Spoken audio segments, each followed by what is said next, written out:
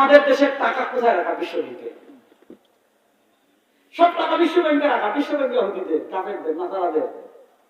আমাদের সবকিছু তো তারা নিয়ে গিয়েছে, আমাদেরকে পুতুল বানিয়ে রাখছে।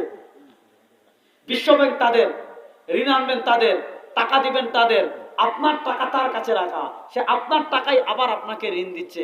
আপনি মনে করতেছেন মাশাআল্লাহ তারা বিশাল বড় ইহসান করেছে, অথচ টাকা তো আপনার। আপনার ওই যে আপনার মাছ আপনারে বাইজা খাওয়াইছে, আর আপনি মনে করতেছেন মাশাআল্লাহ কিশোরগঞ্জের মানুষ খাওয়ারের মাছ খাওয়াইছে। সুতরাং মুসলমান কথাটা বুঝেন, প্রথমে এই জিনিসটা বুঝেন, সুদ হারাম।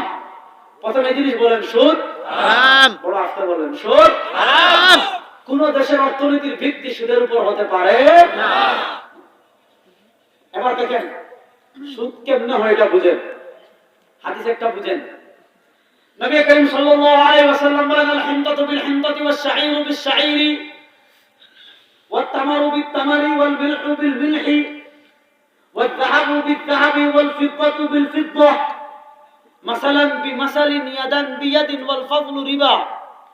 টাকা দিয়ে টাকা সমান সমান হতে হবে।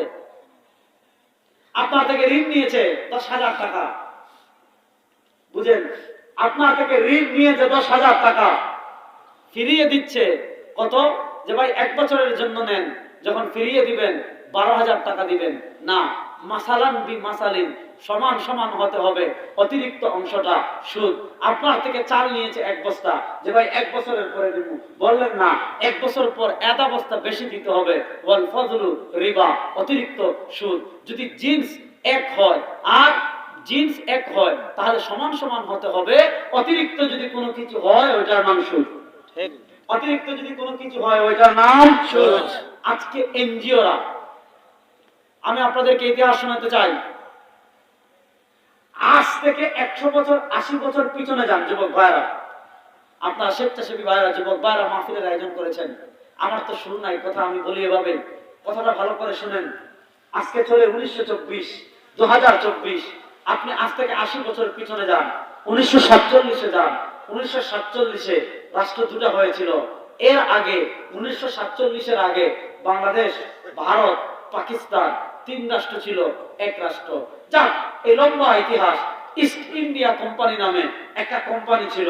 এটা বাংলাদেশের কোম্পানি না, ব্রিটিশের কোম্পানি। ব্রিটিশ এক নাগরিক ছিলেন যিনি সমুদ্রে সফর করতেন, তার নাম ছিল ভাস্কো দা গামা। নাবিক ভাস্কো দা গামা। মারাজাল বাহরাইনি ইয়ালতাকিয়ান বাইনাহুমা বারযাখুন লা ইয়াবগিয়ান। আল্লাহ কোরআনে 2টা মোহনার কথা বলেছেন। মারাজাল বাহরাইনি ইয়ালতাকিয়ান, সাউথ আফ্রিকার কেপটাউন থেকে 80 কিলোমিটার দূরে একটা জায়গা আছে, যে জায়গায় প্রশান্ত মহাসাগর আর আটলান্টিক মহাসাগর দুটো একসাথে হয়ে গিয়েছে। আপনি যদি এক জায়গায় কাদাও ছাড়েন, পানিও ছাড়েন, দুটো একত্রিত হয়ে যায়। কিন্তু আল্লাহ এমন এক কারিশমা দেখিয়েছেন যে এক জায়গায় এসে আটলান্টিক সাগর আর প্রশান্ত মহাসাগর, দুনিয়ার সবচেয়ে বড় 2 মহাসাগর মিলে গিয়েছে, একসাথে প্রবাহিত হচ্ছে। আটলান্টিকের পানি আটলান্টিকের মতো, প্রশান্ত মহাসাগরের পানি প্রশান্ত মহাসাগরের মতো, দুইটা 2 কালারে প্রবাহিত হচ্ছে, কেউ সীমা ক্রস করে না।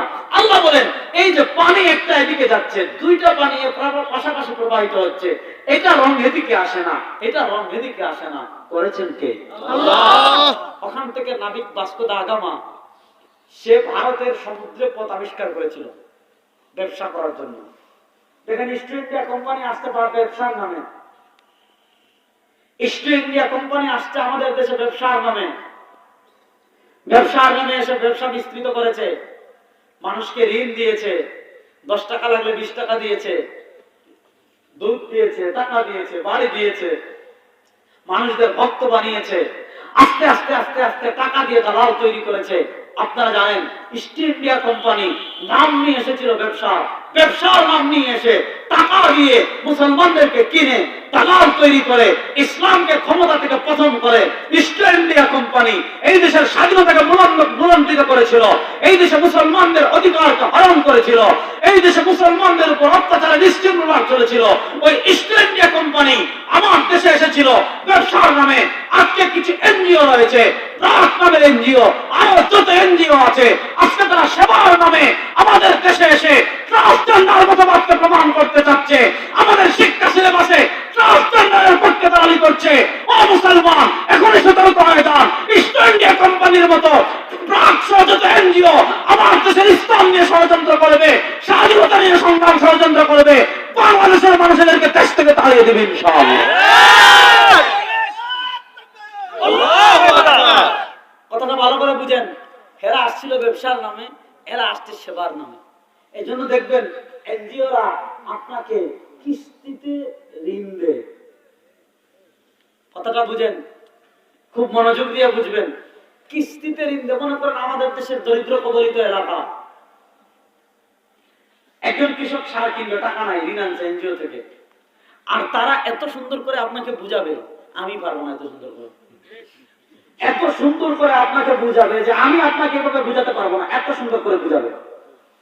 এই যে শুনেন, তারা ঋণ দিবে 10,000 টাকা, যে আপনি প্রতি মাসে 15,000, 1,000, 500 করে দিবেন। যদি 1 মাস 10 মাস 3 মাসের ভিতর দিতে পারেন, এরকম 3 মাস থেকে 1 মাস গেলে 100 টাকা বাড়বে, আরেক মাস গেলে 200 টাকা বাড়বে, 3 মাস গেলে 400 টাকা বাড়বে, 5 মাস গেলে 500 টাকা বাড়বে, 1 বছর গেলে 1,000 টাকা বাড়বে, 2 বছর গেলে 2,000 টাকা বাড়বে। এই যে ঋণ দিল 100, নিল 500, এটার নাম সুদ। পড়াতে বলেন সুদ। দেখেন এই যে কিস্তি ঋণের নামে আজকে আমাদের মুসলমানদের ঘরে ঘরে ঘরে ঘরে সুদ ঢুকে গিয়েছে। আর যেই ঘরে সুদ ঢুকে যায়, ওই ঘরে আল্লাহর রহমত থাকে না। এখন এই যে হুসাইনিয়া স্বেচ্ছাসেবী তৌহিদি যুব সংঘ আমাদের ভাইয়া যারা আছেন, আমি আপনাদের কাছে অনুরোধ করবো, আপনারা সামাজিক কাজ করতেছেন, সুদের বিরুদ্ধে ক্যাম্পেইন করবেন, সুদের বিরুদ্ধে সামাজিক সচেতনতা গড়ে তুলবেন, সওয়াবও পাবেন, কিয়ামতের দিন নবীর সুপারিশ লাভ করবেন।